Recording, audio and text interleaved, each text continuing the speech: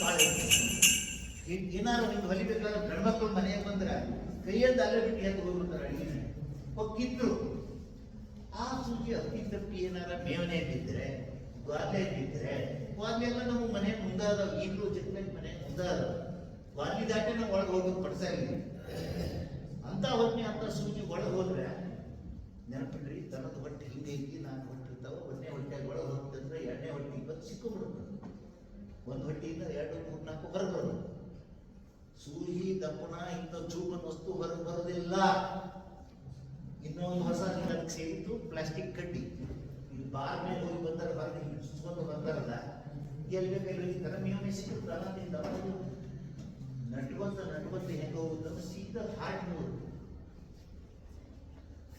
ತಿಂದದ್ದು ಹಾರ್ಟಿಗೆ ಹೋಗ್ತೈತಿ ಹೆಂಗೆ ನಿಮ್ಗೆ ನಮ್ಗೆ ಹುಳಿ ಹಾಕೋದ್ರೆ ಏನು ಮಾಡ್ತೀವಿ ಹಾರ್ಟ್ ಬರ್ನ್ ಅಂದರೆ ಎದಿ ಹುಳಿ ಸುಡ್ತೈತಿ ಅಂತ ಹೇಳ್ತೀವಿ ಅದು ಹೊಟ್ಟಿಲ್ಲ ಹಾರ್ಟ್ಗೆ ಅದಕ್ಕೆ ಸಂಬಂಧ ಇರೋದಿಲ್ಲ ಅದು ಎಷ್ಟೋ ಸಲ ದುರಂತ ಭಾಳ ಮಂದಿ ಹಾರ್ಟ್ ಅಟ್ಯಾಕ್ ಆದಾಗ ಅಥವಾ ಹಾರ್ಟ್ ತೊಂದರೆ ಆದಾಗ ಸ್ವಲ್ಪ ಹೆಸರಿಕೆ ಆಗಿದ್ದಾರೆ ಅಲ್ಲಿ ಅಷ್ಟೆಲ್ಲ ಮಾಡ್ತಾರೆ ಯಾಕಂದ್ರೆ ಹಾರ್ಟು ಹೊಟ್ಟಿ ಒಂದು ಕೂತು ಹತ್ಕೊಂಡು ನಡಿ ಒಂದು ಪರಿಗೆ ಇರ್ತೈತೆ ಅಷ್ಟೇ ದನದಾಗ ಹೋಗ್ತದೆ ಅದ್ರಾಗ ಈ ಚೂಪು ಅನ್ನಿಸೋದು ಹಾರ್ಟಿಗೆ ಚುಚ್ತದೆ ಅಲ್ರಿ ಕಾದಾಗ ಎಲ್ಲಾರು ಒಂದು ಮುಳ್ಳು ನಟ್ರೆ ಅವನು ಇಡೀ ಊರಿಗೆ ಕೇಳೋದು ಹೊಡಿಬಂತೀವಿ ನಾವು ಅಡ್ಡಾಡೋದಿಲ್ಲ ಮುಳ್ಳು ಹಾರ್ಟ್ನಿಗೆ ಕಚ್ಚ ಅದು ಚುಚ್ತಿದ್ರೆ ಎಷ್ಟು ತ್ರಾಸಾಗಿ ಬಿಡ್ತಾರೆ ನಮ್ಗೆ ಒಂದು ಸ್ವಲ್ಪ ಅವನು ಬಸವಣ್ಣ ಹೇಳಿ ಹೋಗ್ಬಿಟ್ಟ ದಯ ಇರಬೇಕು ಎಲ್ಲರಿಗೂ ದಯ ಪ್ರಾಣಿದೆ ಮನುಷ್ಯ ಮಾಡಿದ್ದು ದುರಂತ ಈಗ ಬಿಲ್ಡಿಂಗ್ ಕಟ್ತಾರ ಕಾಂಕ್ರೀಟ್ ಏನ್ ಬೇಕಲ್ಲಿ ತಂದಿ ತುಂಡು ಕತ್ತರಿಸಿ ಹೋಗಿದ್ದಾರ ಅಲಕ್ಷಿತನ ಸಾಲ ನೆಕ್ಸ್ಟ್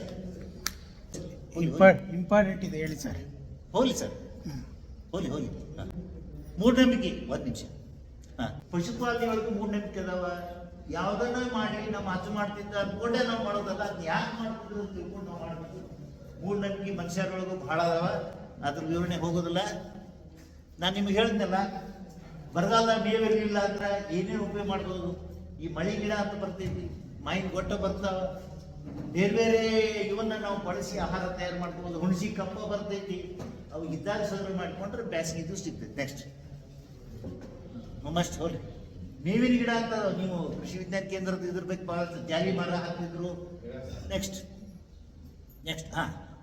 ಏನೋ ತಿನ್ಸಿದ್ರು ಅದು ರುಚಿ ಇದ್ರೆ ದನ ಹೆಚ್ಚಿಗೆ ತಿಂತಾವ ಒಣ ಮೇವೇನಾರ ಇತ್ತು ಅಂದ್ರೆ ಒಂದು ಸ್ವಲ್ಪ ಬೆಲ್ಲ ನೀರು ಉಪ್ಪಿನ ನೀರು ಮಾಡ್ಕೊಂಡು ತೌಡ ತಿನ್ನಕ್ಕೆ ಅನುಕೂಲ ಆಗುತ್ತೆ ತಿಂದಕ್ಕೆ ಪಚನ ಆಗುತ್ತೆ ಆಮೇಲೆ ಅದನ್ನು ಪೌಷ್ಟಿಕ ಮಾಡ್ಬೇಕಾದ್ರೆ ಯೂರಿಯಾ ಬಳಸ್ತಾರೆ ದಯಮಾಡಿ ಯಾರು ಈ ಯೂರಿಯಾ ಬಳಸ್ಬೇಕಂತ ಒಬ್ಬ ತಜ್ಞರ ಸಲಹೆ ತಗೊಂಡು ಉಪಯೋಗಿಸ್ತಾರೆ ಯೂರಿಯಾ ಅಂದ್ರೆ ಹೊಲಕ್ಕೆ ಯೂರಿಯಾ ಗೊಬ್ಬರ ಹಾಕ್ತಾರಲ್ಲ ಅದು ದನದ ಹೊಟ್ಟೆ ಪ್ರಮಾಣ ಮೀರಿ ಹೋಯಿತು ಅಂದ್ರೆ ಪ್ರಾಣ ಹಾನಿ ಗ್ಯಾರಂಟಿ ಸಣ್ಣ ಕರುಗಳಿಗೆ ಎಂದೂ ಕುಡಿಸಬಾರ್ದು ಆಮೇಲೆ ಅಳಿಯಾಡ್ಸಿ ಅದೊಂದು ಪದ್ಧತಿ ದಯಮಾಡಿ ನೀವು ಯೂರಿಯಾ ಏನಾರು ಬಳಸೋ ವಿಚಾರ ಮಾಡಿದ್ರೆ ದನಗಳ ನೀವು ಪೌಷ್ಟೀಕರಣ ಮಾಡ್ಬೇಕಂತೇಳಿ ಜಾಗ್ರತೆಯಿಂದ ಬಳಸ್ರಿ ಸಲಹೆ ತಗೊಂಡು ಬಳಸ್ರಿ ಸ್ವಂತ ಮಾಡಕ್ ಮಾತ್ರ ಅಲ್ಲಿ ಉಣ್ಣಿ ಎಣ್ಣೆ ಹೊಡೆದ್ನಲ್ಲ ಹಂಗಾಗುತ್ತೆ ನೆಕ್ಸ್ಟ್ ಹುಲ್ಲು ಮೇವು ಬೇರೆ ಹುಲ್ಲು ಬಹುಶಃ ಟೈಮ್ನ ನೀತಿ ಇರೋದ್ರಿಂದ ನೆಕ್ಸ್ಟ್ ಹೋಗಿ ಒಂದು ನಿಮಿಷ ಬರಗಾಲ ಗಿರಗಾಲ ಏನೇ ಇದ್ದಾಗ ನಮ್ಮ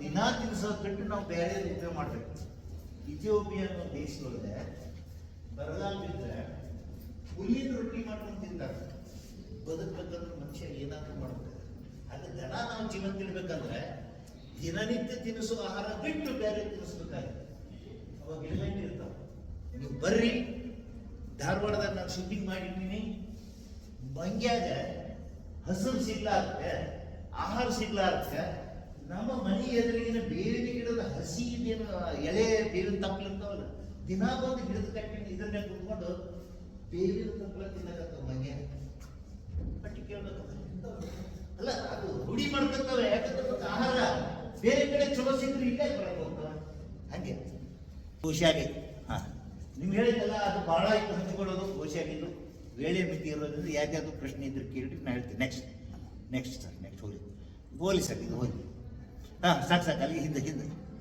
ತಳಿ ಬಗ್ಗೆ ಏನೋ ಯಾರು ಕೇಳಿ ಸರ್ ನಾನು ತಳಿ ಬಗ್ಗೆ ಸ್ವಲ್ಪ ತಳಿ ನಿಮ್ಗೆ ಯಾವ್ದು ಆಕಳದ್ದು ಬೇಕು ಏನಿಲ್ಲ ಆಕಳದು ಮತ್ತೆ ಮೇಕೆ ಕುರಿ ಎರಡು ಮೇಕೆ ಕುರಿದು ನಾನು ಅಷ್ಟೊಂದು ಆಕಳದೇ ಹೇಳಿ ಸರ್ ಆಕಳದ ತಳಿಗಳು ಯಾಕಂದ್ರೆ ಸಾಕ್ತೀವಿ ಆಕಳ ಹಾಲಿಗೆ ಸಾಕ್ತೀವೋ ಅಥವಾ ಹೋರಿಗೆ ಸಾಕ್ತೀವೋ ಹೋರಿಗೆ ಅಲ್ಲಲ್ಲ, ನಿಮ್ಮ ಭಾಷೆ ಅಲ್ಲ. ಎರಡು ಹೇಳಕತ್ತೀನಿ.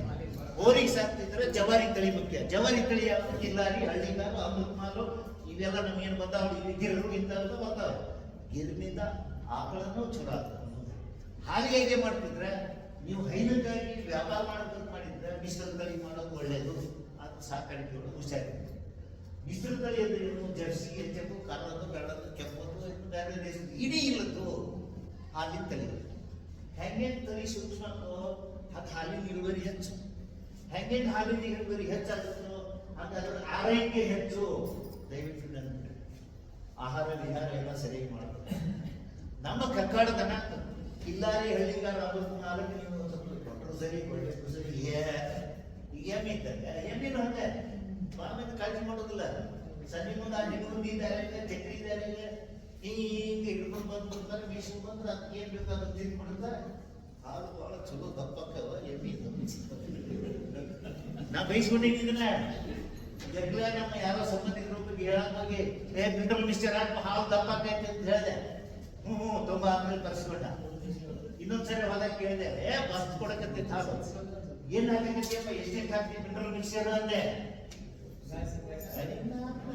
ಹಿಂಗ ಸಾಲಿ ಮುಂದೆ ಹಾಕಿ 3 ವಾರ ಹಾಕಿ ಮುಂಜಾನೆ ಹಿಂಗೆ ಹಿಡ್ಕೊಂಡ್ ಬಂದ್ರೆ ರಾತ್ರಿ ಎಲ್ಲ ಹೊಡೆದು ನೋಡಿ ಎಮ್ಮೆ ಅದು ಎಷ್ಟು ಸುಳ್ಳ. ಅದು ಕರೆನ ಸುಳ್ಳ. ನೆಕ್ಸ್ಟ್ ಅವ್ರು ಹೋದ್ರ ಆಯ್ತು, ಸಂತೋಷ. ಹೇಳ್ರಿ ಸರ್. ಆಕಾಶವಾಣಿಯಲ್ಲಿ ನಡೆದಂತೆ ರೈತರು ಕೇಳಬೇಕಾದ ಪ್ರಶ್ನೆಗಳು ಅದು ಪ್ರಶ್ನೆ ಅದಾವ. ವ್ಯವಧಾನ ಇಲ್ಲ.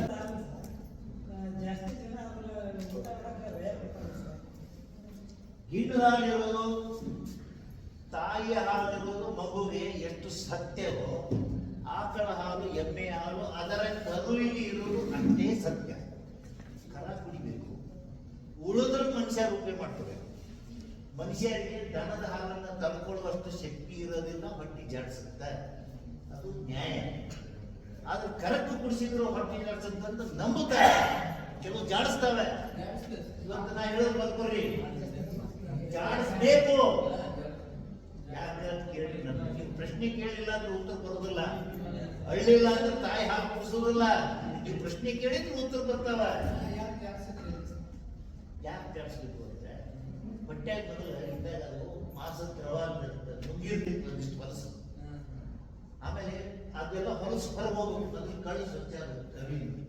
ಸ್ವಚ್ಛ ಆಗ್ಬೇಕಾದ್ರೆ ನಾವು ಏನ್ ಮಾಡ್ತೀವಿ? ಚುಲಾವಿ ಔಷಧ. ಹಾಗೆ ಇರೋದ್ರಿಂದ ಕರ ಹಾಲು ಕುಡಿದ್ರೆ ಅದಿಷ್ಟು ಹೊಲಸು ಹೊರಗೆ ಹೋಗುತ್ತೆ. ಅದಕ್ಕೆ ಬಿಗ್ಗೋನಿ ಅಂತ ಕರೀತಾರೆ, ಅದ್ರ ಪ್ರಥಮ ಶಕ್ತಿ ಅಂತ ಕರೀತಾರೆ. ಅದು ಸ್ವಚ್ಛ ಆಗಬೇಕು ಅಂದ್ರೆ ಕರ ಗಿಡದ ಹಾಲು ಕುಡಿಸ್ಬೇಕು. ಕುಡಿಸಿದಾಗ ಹೊಟ್ಟೆ ಜಾಡಿಸ್ಬೇಕು. ಜಾಡಿಸೋದ್ ಅದು ಕಡಿಮೆ ಮಾಡಿದ್ರೆ ಅದನ್ನ ನಾವು ಕಸ್ಕೊಳಕತ್ತೀವಿ ಬುದ್ಧಿ ಅಂತ ರೊಟ್ಟಿ ಅಂತ ಆಗ್ತದೆ. ಬಹಳ ಚಲೋ ಚಳದೋಡಿ ಯಾಕೆ ಹಾಕ್ತೀವಿ ಅಂದ್ರೆ ದೌಡಿ ಎರಡು ಸಮ ಇರೋದಿಲ್ಲ. ದೌಡಿ ಎರಡು ಒಂದ್ ಕಡೆ ಚೂಪ್ ಅಂತ ಶಾಪ್ ಅಂತ ಕರಿತಿರ್ತೀವಿ. ಅವಾಗ ಯಾವ್ದು ಉದ್ದಗ ಹಾಲು ಬಂದಿರ್ತೋ ಅದನ್ನು ಸಾಫ್ ಮಾಡ್ತಾರೆ. ಅಲ್ಲ ತಗೊಂಡು ಸಾಫ್ ಮಾಡ್ತಾರೆ. ಅದು ಟೆಂಪರರಿ, 6 ತಿಂಗಳ ವರ್ಷ ಅಷ್ಟೇ. ಅದು ಮತ್ತೆ ಹಾಲು ಉದ್ದು ಬರ್ತವೆ, ಮತ್ತೆ ಕೆಲ್ಸ್ಬೇಕು. ಅದು ಮೇಲಿನ ಅಂತಲ್ಲ, ಅಂದ್ರೆ ಅದರದ್ದು ಮ್ಯಾನುಫ್ಯಾಕ್ಚರಿಂಗ್ ಡಿಫೆಕ್ಟ್. ತಯಾರಾಗಬೇಕಾದ್ರೆ ಕರೆದ ದೌಡಿಗಳು ಆ ಥರ ಬಂದ್ಬಿಡ್ತಾವೆ. ಕೆಲವು ಮನುಷ್ಯರಿಗೆ ಹಲ್ಲು ಡಬಲ್ ಜೋಡ್ ವ್ಯತ್ಯಾಸ, ಅದು ವೈಯಕ್ತಿಕ ವ್ಯತ್ಯಾಸ. ಅದು ದಾರಿ ಸರ್ಜರಿ ಅಥವಾ ಆಪರೇಷನ್ ತಗೊಂಡು ತೆರೆಯೋದು, ತಗೊಂಡು ತಿಂತಾರೆ ದವಾಖಾನೆ, ಬಾಯಿ ಕಳೀತಾರೆ. ಒಂದೇ ದಿನ ಎಲ್ಲ ಮಾಡೋದಿಲ್ಲ. ಒಂದೇ ದಿವಸ ಮಾಡಿದ್ರೆ 2 ದೌಡ್ ಬ್ಯಾನೆ ನೀವು ಬಿಟ್ಬಿಡ್ತಾವೆ ಜನ. ಒಂದ್ ಕಡೆ ಎಣಕಿದ್ದು, ಒಂದ್ ಕಡೆ ಬಂದಿದ್ದು, ಮರುದಿನ 2 ದಿನ ಬಿಟ್ಟು ಮತ್ತೊಂದ್ ಕಡೆ ಮಾಡ್ಕೊತ ಬಂದ್ರೆ ಅದು ಮೂಲ ಕಾರಣ ದೌಡಿ ತೊಂದರೆ. ಅಂತ ನಾವು 6 ತಿಂಗಳಿಗೊಮ್ಮೆ ವರ್ಷಕ್ಕೊಮ್ಮೆ ಹಂಗ ತಿಕ್ಸೋದು ಬೆಳಿತೀವಿ. ಹಲ್ಲು ಬೆಳಿತೀವಿ, ಹಲ್ಲು ಬೆಳಿತೀವಿ. ಈಗ ನಾಯಿ ಹಲ್ಲು ಮುಂದೆ ಯಾಕೆ ಕಾಣ್ತಾವ? ಅಡ್ಡ ಇನ್ನೂ ಅಡ್ಡ ಬರೋದು ಅಂತ. ಇಲ್ಲಿ ನೋಡ್ರಿ, ಇಲಿ ಒಂದ್ ವೇಳೆ ಸಿಗಿಲ್ಲ ಅಥವಾ ಏನು ಕಡಿಲಿಲ್ಲ ಅಂದ್ರೆ ಅದು ಇಲಿ ಇಷ್ಟ ಹಲ್ಲು ಉದ್ದು ಬರ್ತಾವಂದ್ರೆ ಆ ಹಲ್ಲಿಂದ ಸಾಯ್ತಾವ.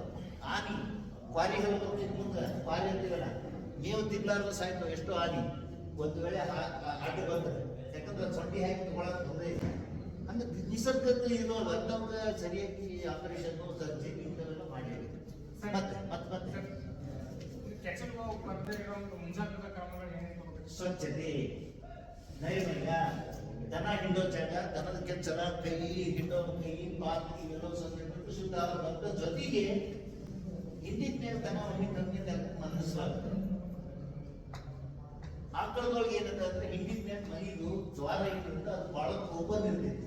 ಹಂಗ ಮನಗಿಸ್ಬಿಟ್ರೆ ಉಚ್ಚಿ ಶಕ್ತಿ ರಾಡಿ ಇದ್ರೆ ಟೆಕ್ನಿಕ್ ಒಳಗೆ ಹೋಗ್ಬಿಟ್ಟು ಅವಾಗ ಕೆಚ್ಚದೆ ಬರ್ತದೆ. ಇನ್ನು ಇನ್ನೊಂದು ಕಾರಣ ಏನಂದ್ರೆ ಹಿಂಡುಕೊಳ್ಳೋರ ಪದ್ಧತಿ ಅವಳ ಮುನ್ಸಿಪಾಲ್ಟಿ ನಳಾಗತ್ತಿ ಬರ್ಲಿ ನೀರು ಹೆಂಗ್ ಬರ್ಲಿ ಅಂತೇಳಿ ಚಿಕ್ಕಿದ್ದ ಆ ಹಿಂಡ ಪದ್ಧತಿ ತರ್ಬೋದು ವೈಜ್ಞಾನಿಕ ಕ್ರಮ ಅನುಸರಿಸಬೇಕು. ಸ್ವಚ್ಛತೆ ಇಲ್ಲ ಹಿಂಡೋ ಕ್ರಮ ಜೊತೆಗೆ ಕೆಲವೊಂದು ಬೇರೆ ಬೇರೆ ಪೌಷ್ಟಿಕಾಂಶಗಳು ಬರ್ತದೆ. ಇದು ಮುಖ್ಯ, ಹಿಂಡೋ ಪದ್ಧತಿ ಮತ್ತು ಸ್ವಚ್ಛತೆ. ಈ ಜವಾರಿ ರಾಸುಗಳು ಮತ್ತೆ ಮಿಶ್ರತಳಿಗಳಿಗೆ ಬೇವು ಹೆಚ್ಚಿಗೆ ಯಾವ ತಿಂತ ಸ್ವಾಭಾವಿಕ ಅಲ್ಲ ಹೌದು. ಹೇಳ್ತೀನಿ ಒಬ್ಬ ಪೈಲ್ವಾನ್ ಒಬ್ಬ ನಮ್ಮ ಸಾಲಿ ಮಾಸ್ತರ್ ಏನು ಬಿಡುತ್ರಿ ಕಾಲು ಹೆಚ್ಚಿಗೆ ಊಟ ಮಾಡ್ತಾರ. ಯಾಕೆ ಅಂತ ಇವ್ರು ಕೇಳಿದ ಪ್ರಶ್ನೆ, ಹಾಲು ಹೆಚ್ಚಿಗೆ ಬರ್ಬೇಕು ಅಂದ್ರೆ ಹೆಚ್ಚಿಗೆ ಮೇವು ತಿನ್ಬೇಕು. ಗಿರಣಿ ಇದ್ದಂಗ್ರಿ ಬಹಳ ಸರಳ ಹೇಳ್ತೀನಿ ನಾನು. ಗಿರಣಿಯಾಗ 5 ಕಿಲೋ ಜೋಳ ಹಾಕಿದ್ರೆ ಕೆಳಗೆ 4.5 ಕಿಲೋ ಹಿಟ್ಟು ಬರ್ತದೆ, ಇಲ್ಲ 5 ಕಿಲೋ ಹಿಟ್ಟು ಬರ್ತದೆ. ಮ್ಯಾಲೆ 5 ಕಿಲೋ ಹಾಕಿ ಕೆಳಗೆ 10 ಕಿಲೋ ಬರೋದಿಲ್ಲ. ಇನ್ನೊಂದು 5 ಗಂಟೆ ಟೈಮ್ ಕೊಟ್ಟಿರೋದ್ರಿಂದ ನನಗೆ 3:10 ಮೇಲೆ ಚಾಲೂ ಮಾಡೋದ್ರಿಂದ ನಾನು ಹೇಳಿಕೆ ಸಾಲಿ ಮಾಸ್ತರ ರಾತ್ರಿ 9:00 ನಿಂತ್ಕೊಂಡು ಮಾತಾಡೋದು. ನಾ ಮಾತಾಡ್ತೀನಿ ಈಗಲೂ 65 ವಯಸ್ಸು, ನಾ ಮಾತಾಡ್ತೀನಿ, ಏನು ಸಮಸ್ಯೆ ಇಲ್ಲ. ಆದ್ರೆ ನಿಮಗೂ ಸಮಸ್ಯೆ. ಹೀಗಾಗಿ ಆಕಾಶವಾಣಿ ಸಂದರ್ಶನ ಇತ್ತು, ಅದನ್ನು ನಿಲ್ಲಿಸ್ತೀನಿ ನಾನು. ಅದರ ನಿಮ್ಮ ಪ್ರಶ್ನೋತ್ತರನ ಅದ. ಹಾಲಿಂದು ಬೆಂಚ್ ಮಾಡೋದು ಹೆಂಗ್ರಿ, ಹಾಲಿಗೆ ರೇಟ್ ಬರೋದು ಹೆಂಗ್ರಿ, ಯಾವ ತಳಿ ಸಾಕ್ಬೇಕ್ರಿ, ಆಹಾರ ಏನ್ ಮಾಡ್ಬೇಕು, ಇವೆಲ್ಲ ಅದಾವ.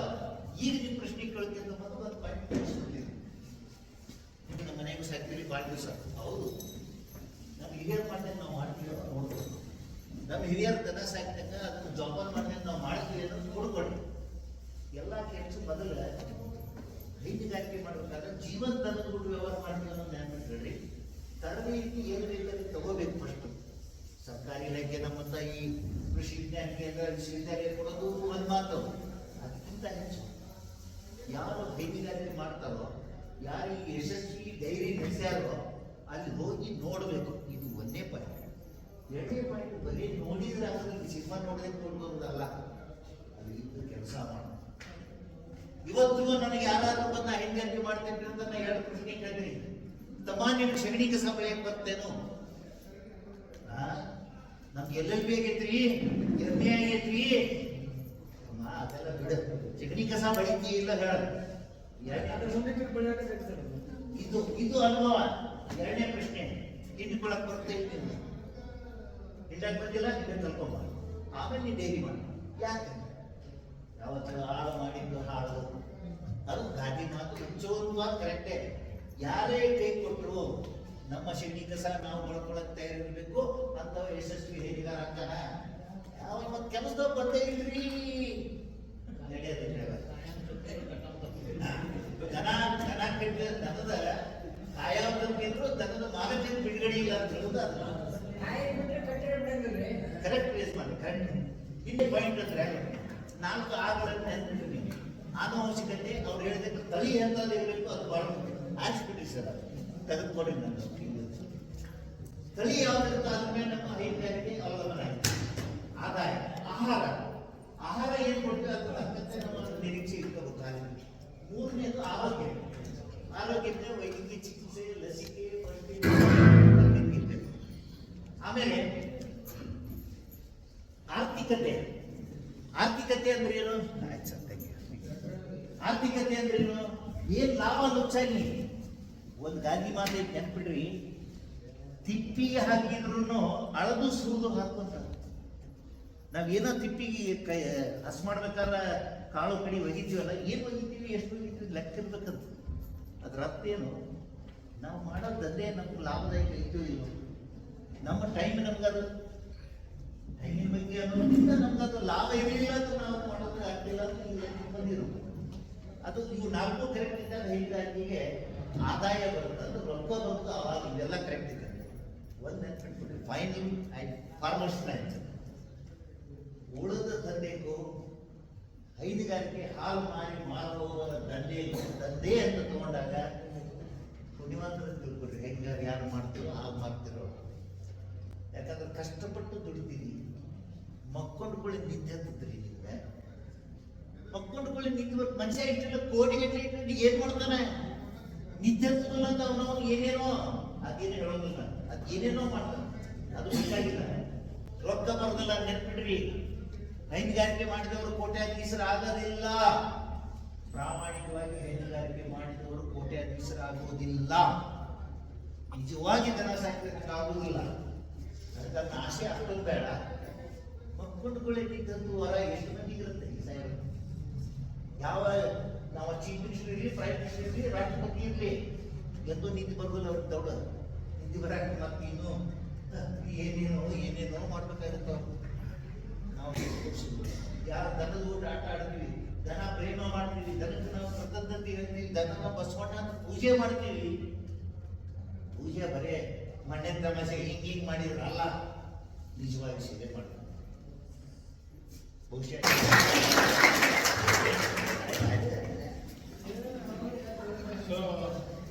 ಅಲ್ಲ ಎಲ್ಲ ರೈತ ಬಾಂಧವರಿಗೆ ಇಲ್ಲ ಬಹಳ ಲಕ್ಷ ಕೊಟ್ಟು ಆಲಿಸಿದ್ದೀರಾ.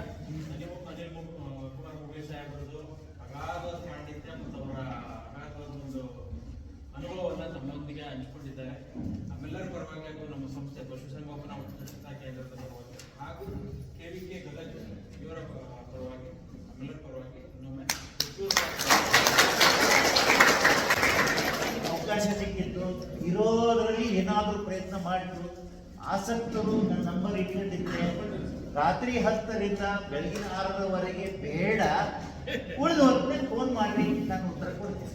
2 ದಿನ ತರಬೇತಿ ಒಳಗೆ ಇವತ್ತಿನ ತರಬೇತಿ ಸರ್ ಭಾಳ ಉತ್ತಮ ಅನಿಸಿತು.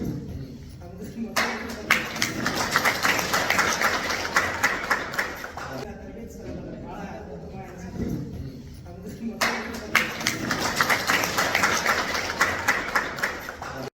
ಇಷ್ಟ ಆಯ್ತಲ್ವಾ? ಇಷ್ಟ ಆಗಿದ್ರೆ ಒಂದು ಲೈಕ್ ಕೊಡಿ, ಶೇರ್ ಮಾಡಿ ಹಾಗೂ ಸಬ್ಸ್ಕ್ರೈಬ್ ಆಗುವುದಂತೂ ಮರಿಲೇಬೇಡಿ. ಎಲ್ಲರಿಗೂ ಧನ್ಯವಾದಗಳು.